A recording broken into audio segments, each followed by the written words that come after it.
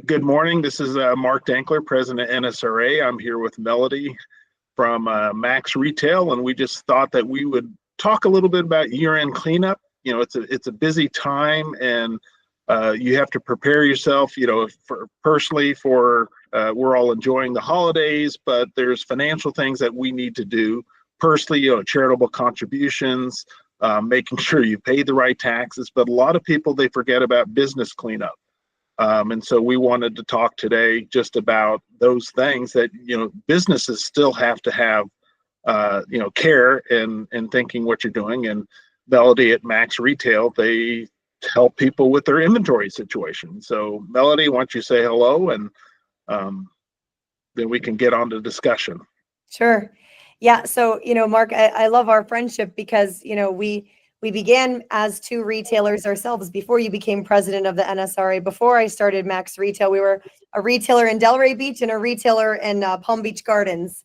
Yeah. And so, you know, I love how everything's just kind of gone full swing to now we're helping the people that we were and love most. So it's super exciting. And yeah, you know, I wanted to just spend time with you because this is such a time of year where we're so busy, but it's also a time where we take count of things. We reflect on the last year personally, professionally. We think about the year ahead.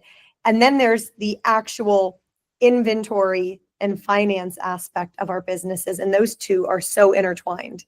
Oh, yeah. And that's why it's important for us to kind of have this conversation, because people forget to do those things. And one of the things is a lot of states have an intangible tax, and you will pay a tax on how much inventory you have. So it's imperative that people, you know, think of it. One, you want to keep your inventory in line, and if you've had things that have not sold in the last 60 days, well, you're either thinking of marking it down, or one of the things that Max Retail does is finds buyers for products. You and I were both in South Florida, so we can sell like I could sell sandals year round. Well, you know, the people in August or September up north, okay, I got all these things. I didn't sell them, but I still have, you know, it's a decent shoe. Sometimes I had the top shoe. I remember one year I had the top shoe of Clark's. I could not sell it. And then I talked to my rep. I said, you know, we've had these 45 days and I've sold one out of 16. What do we do? He's like, oh, I know somebody to take all 15 of those shoes for you. Right. But in Florida, it wasn't a popular style. I forget, it was, you know, maybe a darker color, something like that. We sell a lot of colors down here. So it was, you know, it was easy. And he just said, okay, give me a day. And then that afternoon, he said, here's a FedEx label, ship it to this store, and I will guarantee the payment on it. And I shipped it to this other Clark's retailer that was dying to have it. And they had 3 or 4 special orders for things. So I converted for them three sales to be able to have that product where Clark's was out of it because it was their best shoe. But because of regional you know, identification, it just didn't sell in my market. So that's where you guys can help. And just anybody. I mean, you got to, at this point, you're like, okay, I got to get this on sale. If you're up north now, I know up in Milwaukee, they're having 6 to 7 inches of snow. So they're happy because they got a lot of, you know, winter boots and things that have gone slowly because winter stopped. You know, people ask me, Mark, how are, you know, it's an election year. How are sales? Well, sales have been more challenged by weather than I think they have been by politics. Both candidates were going, we're going to improve the economy. And we have a pretty decent economy anyway, but it was weather related things. And so the people that got rid of their sandals too quickly up north that still had 80 degrees, 75-degree weather in September and early October, when that's usually it's in the 40s, they were missing out on a lot of those sales. And so I think that's the hardest thing about our industry, Mark. It's you can plan and plan and plan. You can do all the right things, but you cannot control Mother Nature. And yeah. And then we we have too much of something. Yeah. And then we in the shoe industry, we're sending, vendors are making fall boots and sending to us in July. Right. I have one retailer said, oh, I got some small booties in for fall, just to have a small booty, but we've had 100-degree temperature for 45 days. So Wow. what did those things do? They just sat there. And then you look at your turnover, you're like, okay, if you received it, if you received it during the month, your computer systems are going to say it was there all month because they're not in by date. They're usually do an average a month. That they're going to say your turnover is terrible because you haven't sold any boots in what they consider 60 days. It's been 45 days for you or so. Now, Mark, But let's talk about that a little bit, because my community of retailers, and you and I have a lot of crossover, right, right. and yet there's still a lot in my community that are less familiar with turnover. Would you mind just giving us like the little quick overview of, if you were to explain turnover to someone who's new to the concept, how would you boil that down? Well, if you say you get a shoe and you turn it over 2 times a year, and I think in the NSRA we did an average, and it was 2.2 was the average for most of our members, our membership. That means that it takes 6 months for you to get rid of one shoe. Actually, the best example is Costco. Costco, I think, has a 12.5 times turn. So that means if they get 30 days dating, they're using that money to buy other things because they're selling their products so quickly before they even sell it. So Right. it's important. You think about, okay, if I get a 2 times turn, you're paying for that shoe after 30 days. Say you got it January 1st, let's just break it down to be easy. And then it comes in, okay, I paid for that the 30th of or 1st of February, 2 year vendor. But for 5 months, you didn't sell that shoe. That is money Yeah. sitting in your walls. And so at some point you have to make that determination. I mean, as I said, 2 is a good term, but you got to think, okay, we have seasonal. Like here in Florida, we just had one season. Right. It was easy. I was getting shoes, getting in and out. But then if you have a 2 season, you're getting that in, like that one retailer for 60 days, 45 to 60 days, they had no sales. Right. And so they have 4 if they have a 2 times turn, but then seasonal stuff, you hope to get rid of it. Right. You And know we what? all try to get better turn. Right. And I do have some retailers who are getting between 5 and 8 turns a year in store.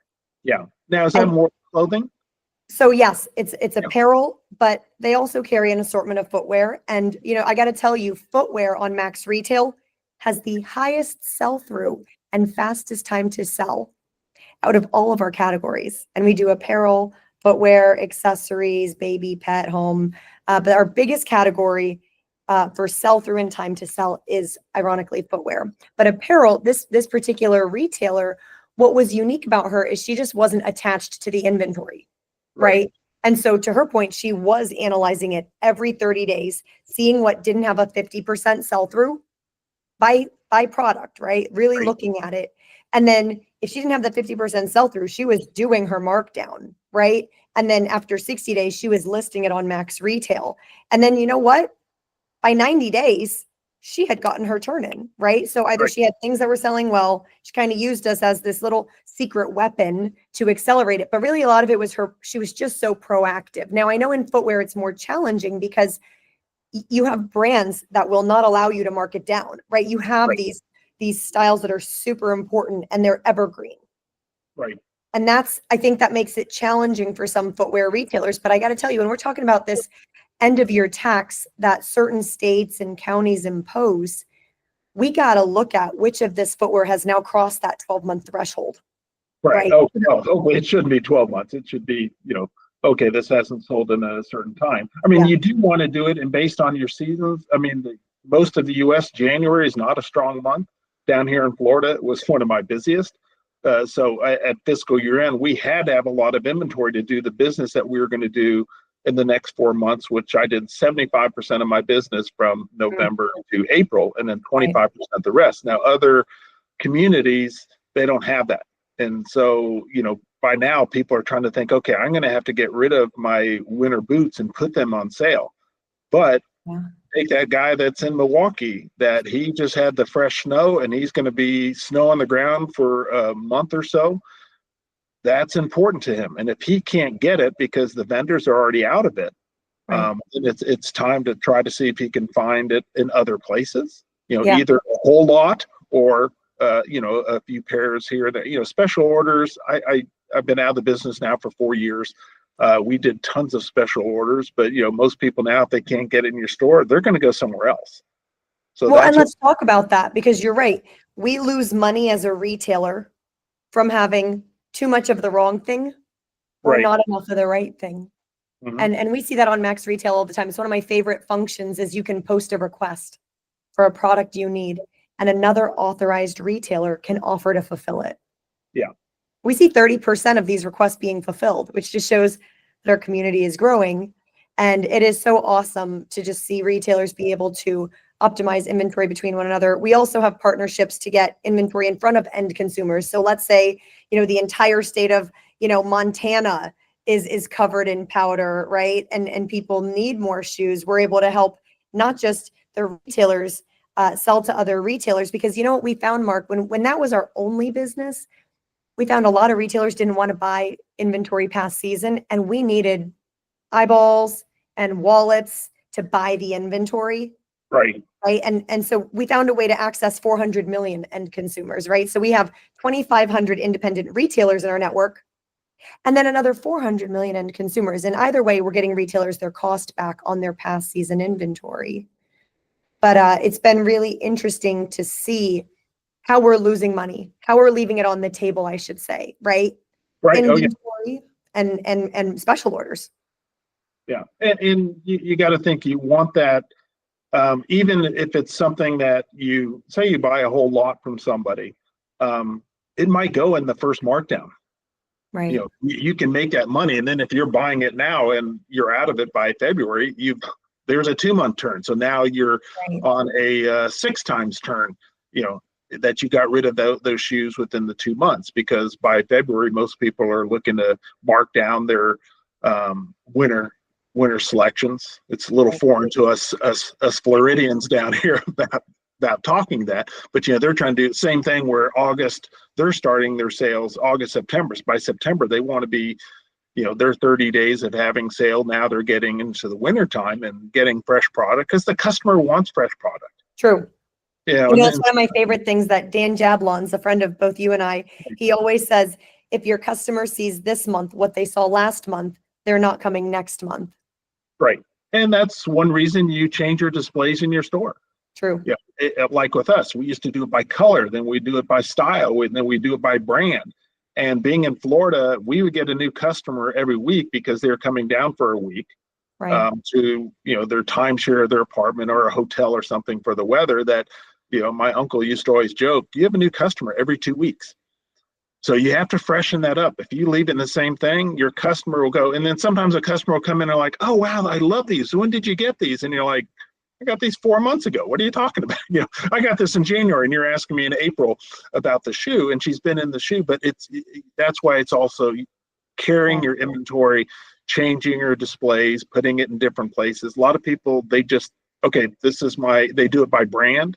We're a little bit more fashionable. So we did things by color, by style. Okay, this was moccasins. These are sandals. This is holiday type. Everybody has right now, they're in holiday mode. So, here's some things that we got for the holidays, some cute little shoes or some knickknacks that you have. But the knickknack you have for Christmas on your counter is going to be different than you're going to have next month. Right. And if you don't know what to do with your Christmas knickknacks, list them on Max Retail. You would be shocked.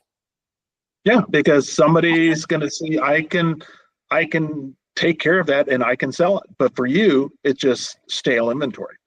Right. And that's what's great about having the community of NSRA members, Max Retail members, that they can find what they want. And we have our conferences. You've participated in this, and this is the time to talk to people, find out what worked for them. Totally. Networking is so key. People go to shows, but they forget.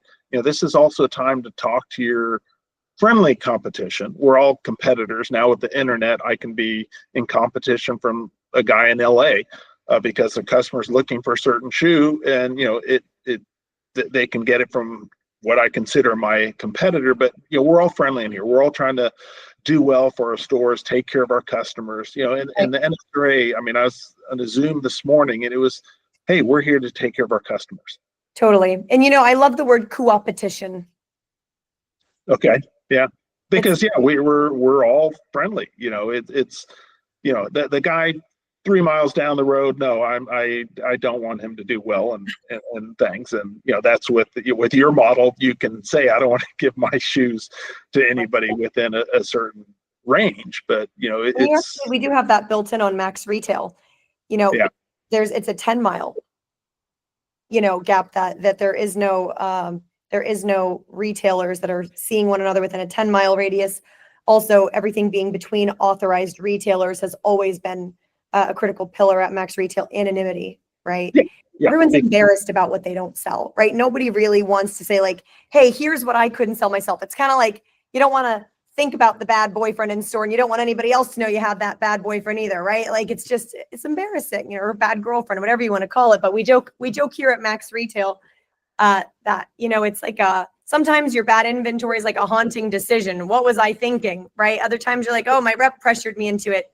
Sometimes they do, but sometimes it's us, right? But well, they thought it was going to be good for your store, and it wasn't. And there are things that you've had in your store, and then it didn't sell. You put it on sale, and then guess what? The next year, it's a top shoe. Right. We don't have a crystal ball. People just like, oh my gosh, you got 30 people in your store. I mean, you don't have enough employees to take care of us. And like, well, you should have been here an hour ago when nobody was in the store. Retail is not we don't have the magic ball. Right. We're independents for a reason. We take care of our customers. I always joke, you know this, you go into Macy's down here and they have gloves and sweaters in the aisles because they're packing that up. And you're like, it's 85 degrees outside today. Right. I don't need those things, but we as independents, we get to know our customers. Most of the buyers are on the floor, so they talk with the customers what they want. I mean, that's what made us so successful. LaRonda was our best salesperson. She didn't have the time to always do it, but when we were out there, she knew all the inventory. She knew why did I buy this? I bought it for this customer who wants this. Right. And that's where you have, training of your salespeople to know what the good product that you have. Okay, this is what we have in heels. This is what we have in boots. These are the colors we have. Our color, our mantra is, if you like it, buy it in every color, because we were in Florida, so we could carry 10. But then I would tell the people, I said, look at that shoe. We have it in 10 colors. That's a good shoe. So that's, it's a reaffirmation that you're buying the right product because we believe in it. But, there's others, you buy 1 year and you buy 2 and it doesn't sell that well. And that's what I say. The next year you're like, oh my gosh, I would have never believed that because last year was so terrible. So Mark, let's talk about that, because I hear a lot of differing opinions on this. So you have some people who say, breadth over depth, right? Have a wide assortment, but just get 1 unit of a size. There are others who say, no, go deep in what you believe in. What is your ethos on that? It really depends on the store. Like in our store, we would just get lots of different colors, lots of different styles. Others, it depends also on the store. If they don't have a big stock room, then guess what? They're going to go more towards Euro, where you only have to have 6 shoes in stock versus having sizes from 6 to 12 or so, where you might have to have 12 or 14, 16, 18 in stock. Right. A case pack of 12 pair, it wasn't always in the best thing. At the end of the year, everybody has 6s and 10s or 6s and 11s. You're like, yeah, I sold out of the guts. So that another fun fact, we can sell the odd sizes out, no problem, getting the wholesale cost back. You have a random onesie of any which size or colorway. We specialize in that because what we do on Max Retail is we're identifying which retailers are sitting on the last 26, the last 36, the last 41, the last 38. And we're able to group it together again, right? And make a size run that's more attractive. That's one of the powerful things. So I always joke that I love a good onesie because it's, it's something that you have the hardest time getting rid of. Merchandising sucks. You have the last unit of a shoe out, Mark. Everybody wants that one, right? Oh, I want this in a 36. No, that's all. And we used to always debate, what do you do? Okay, last shoe, 39, it's the only one. But one of my stores, they would buy the last one. When I had it in my legacy Vince Canning store, no, if we only had 2 left, we took it off and that was going to go to sale. But at our other store, they would buy the last, they'd be so excited. And so here it was, same street, just across the street, 2 different stores had 2 different identities on how you treat those things. that in the Vince Canning, they would get mad if you only had 2 in that size. And you go, last size, this is a 8 and a 10, where I could put it across the street, last size 8 and a 10, and they'd be, oh, great, you have it in my size. Right. So just to go back to what you were saying, so pretty much like depending on how much space do you have, right? You really can't go deep in a SKU if you got nowhere to put the backstock, because you don't want to have all those units on the floor. So, smaller runs if you need to and it also probably holds you more accountable if you have smaller backstock, that you've really got to turn it even faster if you don't have somewhere to put it. Yeah. Well, but that's like when you buy, make sure you buy in the guts. I used to always go to vendors. Why don't you have a case pack? If it was a case pack company, why don't you have a case pack company that's only 7.5, 8, 8.5, 9? Right. Because that's what I sold at first. I still have that 6, 10, and 11, and 9.5 that you sent me. But why don't you make a case pack that is in the guts where 65% of the world is?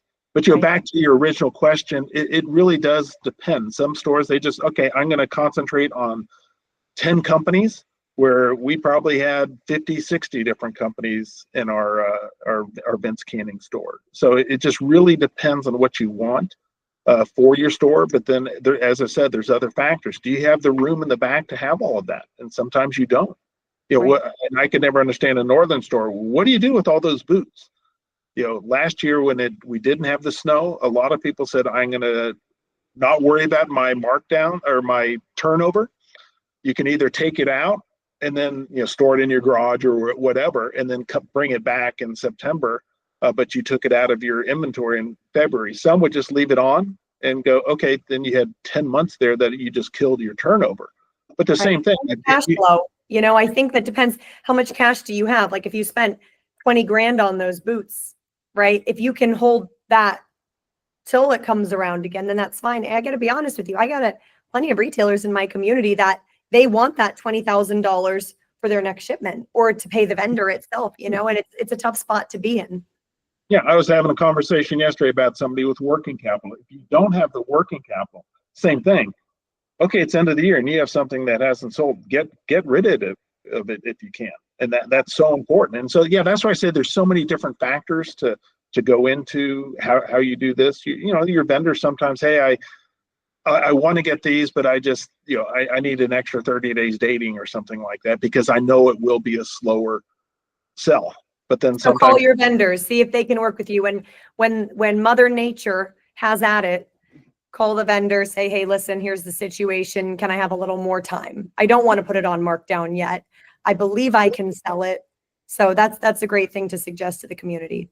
Well, we even had, being in South Florida, we get snowbirds. They're at their second house, their third house, fourth house. Sometimes, they had money. So we had a different clientele in, January through April, people come in their second homes, but then we didn't have that customer, that wealthy customer in our store in the summer. We would mark down a popular shoe just because we didn't want to carry it. We knew the turnover was going to, be like I said with those boots. Okay, this $450 shoe, I don't have the clientele for that. So I'm going to mark it down to 300 or whatever, take my hit there, but I'd still order the shoe. November, I'd have it come in again. Okay.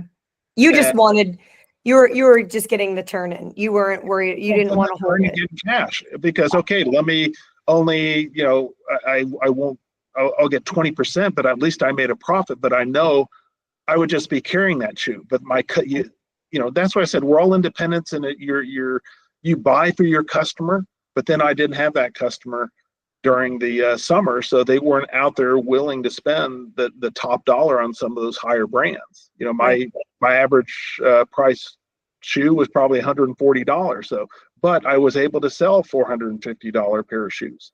And you know what?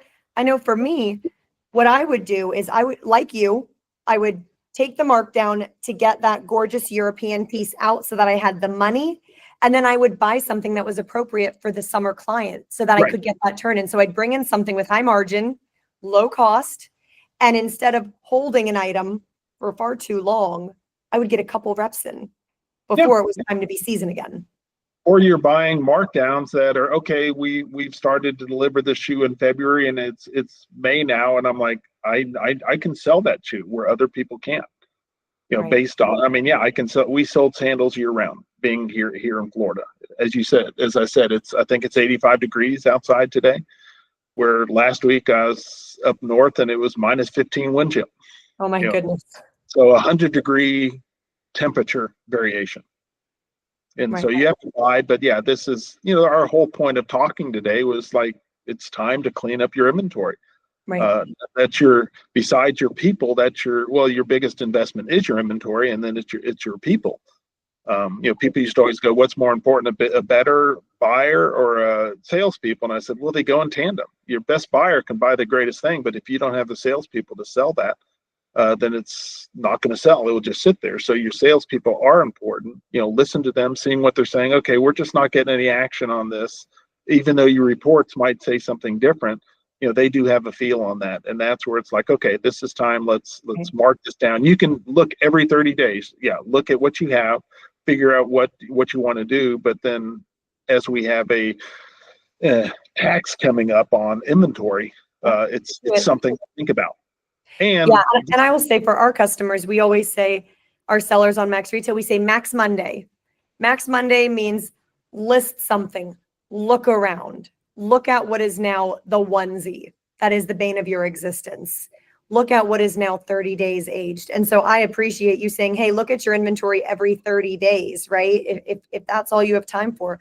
But Mark, what would you say if you have a store and you have employees? I love that you touched on that. Did you have other people? I know you and LaRonda really ran the business, and Right. you were also very present. Was there anyone else that you trusted to do that pulse on the analysis of the inventory in store, to do that looking around and saying we have too much? Was it always on paper, or did you have eyes in the store that were also bringing things to your attention?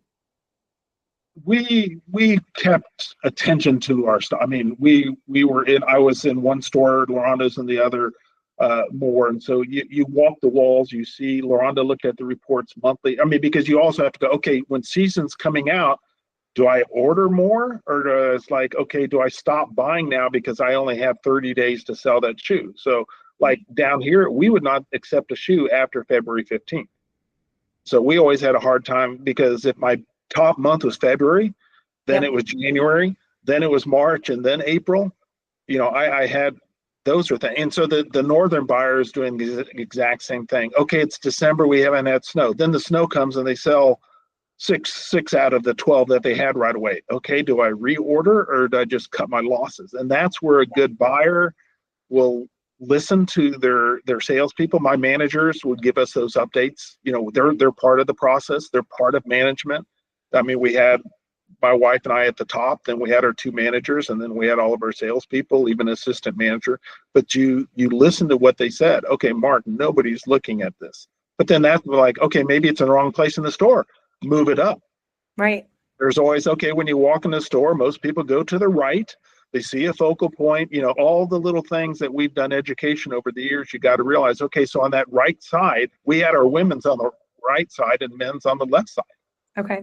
And you'd have guys walking, oh, you don't have any men's shoes. And you're like, you walked right past them.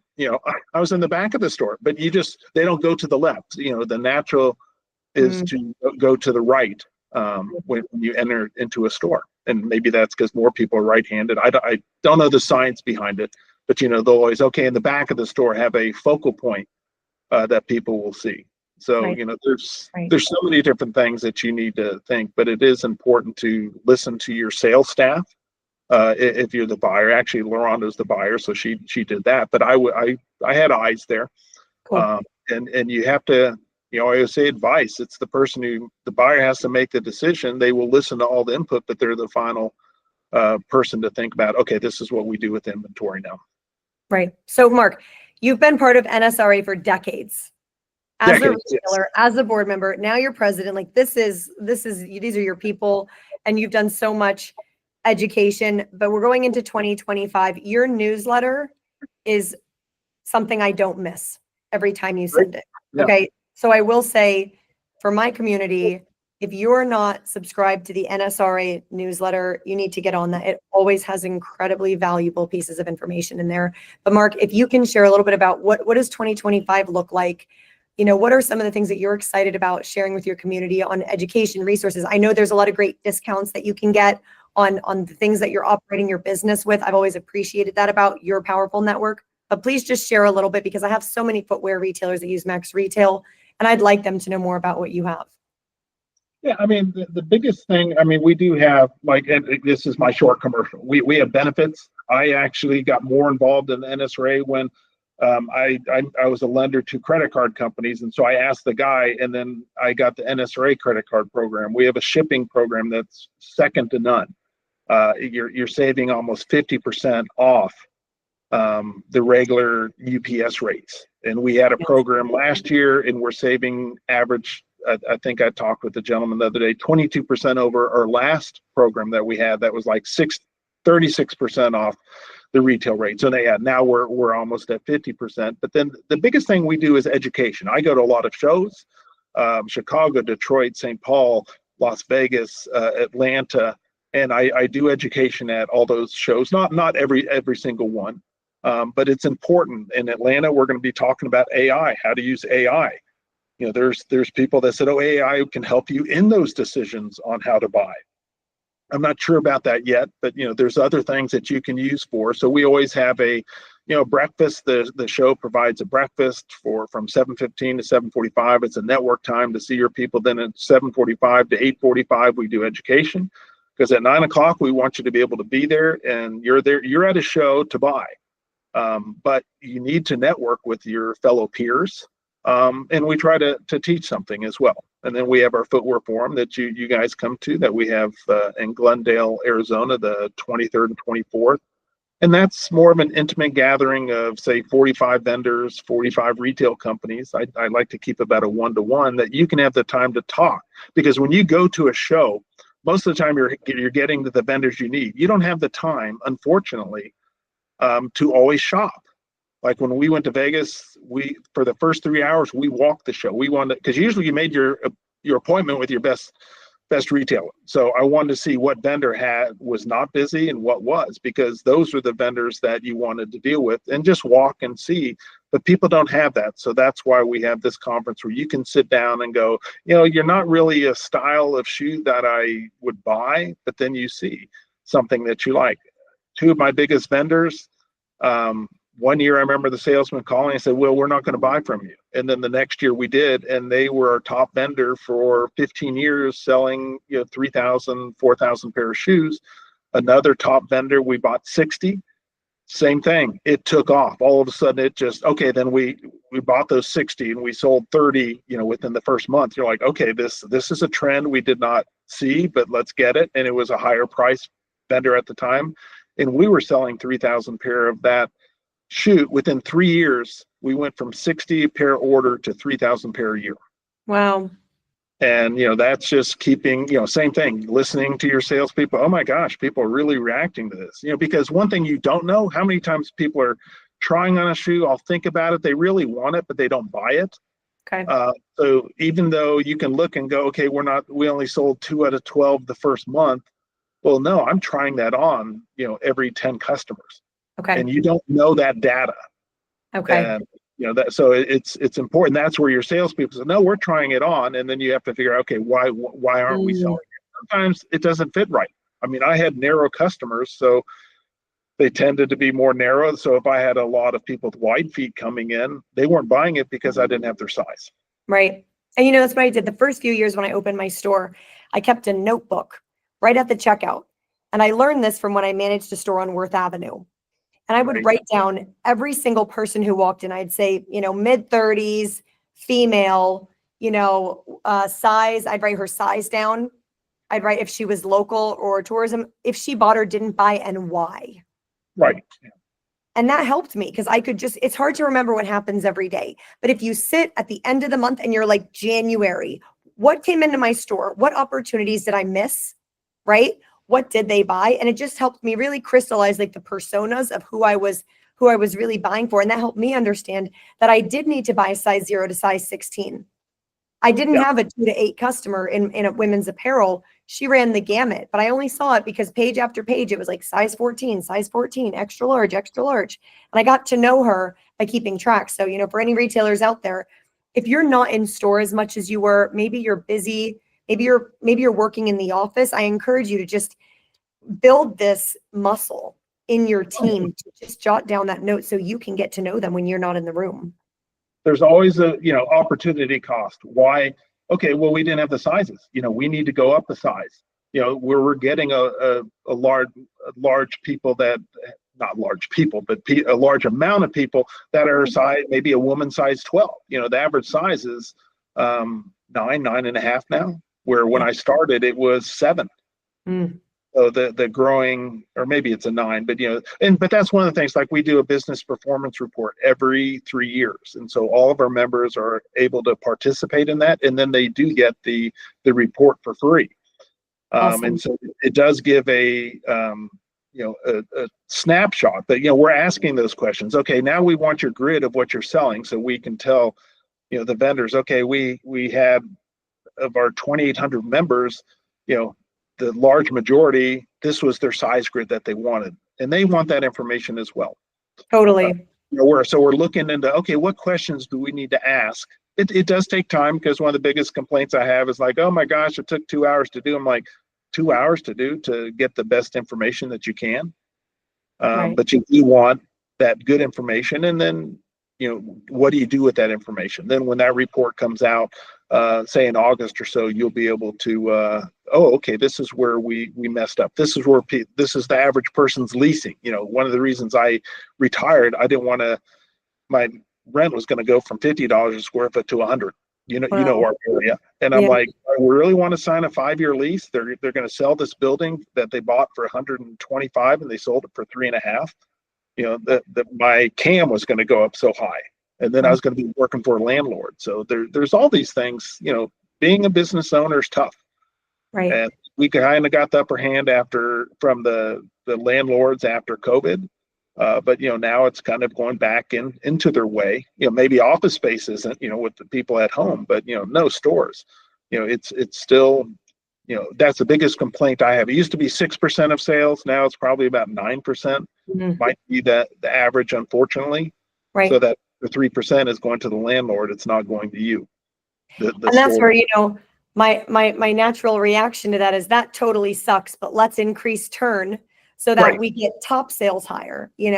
Let's go ahead and do what it takes to get another half a turn in. I know when I started working with the planner and being a store in Florida, my turns, it was embarrassing. They ran the numbers and they said, you're getting 1.6 turns a year. And I was like, how am I making any money? Right? This is ridiculous. And then just from starting to get more aggressive and paying attention to my inventory, aggressive with markdowns, and really just increasing, I think I got to something like 2.8 turns within 1 year of improvement. But it was painful. And yet at the end of that time period, I had half as much inventory on hand and was producing those turns. I thought that was like the aha moment for me. When I get more turn, I actually have less in front of me, less than I'm getting asset taxed on. Yeah. Because people don't, our store went from 2 to, I think at 1 year we're 3.1, but then sometimes, guys say you're missing sales if it's that high, but we had that benefit. If you thought, okay, from January to April, my turn was 6 times, but over the whole year, then it went down to about 2. Right. Because we didn't have that. So, there's all those considerations on what to think, but like you mentioned, Dan Joblin's and Richie Sainer, Management One, they're great consultants. Totally. They will they have their own systems. They analyze different industries, and they will help. And, the biggest thing you can do, and what we did after the financial crisis, we had certain categories. We went down even further to categories. Got it. Okay, tailored dress shoes and flat sold a lot more than tailored dress shoes 2-inch heel. So we had to switch how we classified, because you would say, oh, that category is not doing well. Well, one part, okay, and then when you subdivide it into other categories, oh no, we do really well in this category. Right. And that's something new to my community is, if you're not working with a planner, and what Mark's saying, you're like, what is he talking about? What he's talking about is you might look at how things are, or you might look at your sell through, right? Your sell through of a given brand, or however you're looking at it. But when you go down to a category level, regardless of the brand, you might do really well in woven dresses versus knit dresses. You might do really well in running shoes versus fashion sneakers or vice versa. And if you don't look at your inventory at a category, and as he mentioned, a subcategory level, you're missing a lot of golden insights. It's not just about, this brand sells well in my store. No. What of that brand and your other brands is really resounding with your customers. It's a huge unlock. Yeah, you really got to do a deep dive into what your categories are. Like you mentioned, dress. Okay, somebody like an athletic type. Well, I think LaRonda was one of the first in 2012 Footwear News. She said, "Oh, athleisure is going to be a big trend." So I give her a lot of kudos for seeing that trend before. But if you have your athletic shoes as a dress athletic or dress, because it's kind of a dressier looking one, but it's really an athletic type. So even categories can be hard how you classify that, because then you're like, oh, well, my dress did well. Well, then if you go down to it, no, it was the jeweled sneakers that sold well. It wasn't your other stuff that you had. So it's very important to learn how to classify as well, because athletic sneaker, tennis shoe or running shoe is a lot different than an athletic athleisure looking type shoe. And if you have that classified, you won't know that you're doing well in one category because you have it categorized as something else. Yeah. And I used to have that problem in my store because I'd have a woven dress, but it was a cocktail dress versus a woven shirt dress, which the woman could wear to work. Right. Yeah. And so, we have that struggle in apparel and footwear everywhere. But, I would say for my retailers who are not doing this kind of work, Mark was lucky he married someone who is very well experienced in this, if we're being honest, right? But it's a lot of unknown. It's a huge learning curve. There are experts like Management One, Black's Retail, and a couple others. So there are resources out there depending on what you sell, right? Depending on, there are experts. Richie does a lot of footwear, right? Dan does a lot of different categories. Carrie outdoor looks, does outdoor, and yet, Black's tends to do like a lot of luxury, right? So it just depends what you sell. But the benefit also of being part of NSRA, Max Retail, working with a planner who works in your segment of retail, is you get the insights. You can benchmark yourself. When you're having a really terrible month, it's people to say, okay, no, that's you, or no, that's the industry, right? And this is across the board. And I think that's where my community would love to just have more of a grip of, is it me? Is it us? Right. And really understanding like how our industry is performing, because independent retail, I think we have our own culture. We speak our own language. And I work with so many people in technology these days who, they don't come from this. They don't speak it. They don't understand it. And there's so many incredible things that when you own a business or when you rep a line and you sell to these customers, we really are a unique world, and it's a very special place. But use the technology tools. I mean, why are department stores in the past or the shoe, DSWs, why are they successful? They have so much data. Right. They have proprietary credit card machines, so they know every customer that's coming in. They can tie that in. But we have enough tools that we can use, and there's enough outside consultants and different companies like a Max Retail, Management One, that you can use. Management One does come at a fee. Max Retail, you're not paying for it, but then you can try to get things. But take advantage of those things. That's why I said you join NSRA for benefits, you join it for networking, you join it for education. And then when we do, like next year, a business performance report, I had somebody contact me in October and it's like, oh, Mark, how's the industry? And I told him, yeah, everybody had a bad September. And he's like, oh, phew, I just thought it was my, 60 stores that our chain was down. And I'm like, no, you are just like everybody else. And so as you said, I mean, misery always loves company, but then when you're doing great, you want to hear that. I mean, today I had a Zoom meeting with a bunch of future owners. It's part of our next gen program. And, two of them are saying business has been great. One was business was down, but it's just by area and a lot of different variables. And great. So we only have a couple more minutes. I do want to tell one story that I think is super important. I was speaking with one of our retailers recently, and she said, Mel, my sales are just terrible. for what they should be for the holidays. And so I looked at her max retail account and I said, I noticed you really don't have that much listed. You have $22,000 listed, but I know you probably have about $100,000 of unsold inventory, from this year still on hand based on your square footage of your store. Why haven't you listed that? And she said, well, I've been saving it for my customers. And I said, well, that is one thing that my planner used to always tell me. Mel, you need new goods. You need new goods. And I think that was always the scariest thing that a planner would say to me when my sales were down and I felt like I had so much stuff.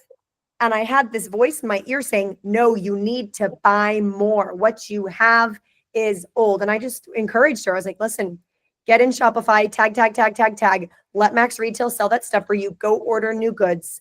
Let's get this stuff out the door. Let's get new stuff in that your customers will respond to. And so, all having a store full of inventory isn't a good thing. Right. And as I said, you can change it by color, by category, by brand. Okay, that only goes so far. I mean, in a transient type area where, snowbirds are different, fine. But I always say, own your town, and the people like, oh, how can you beat Macy's and all those guys that have buying discounts and this and that? I said, we're independents. We know our customers.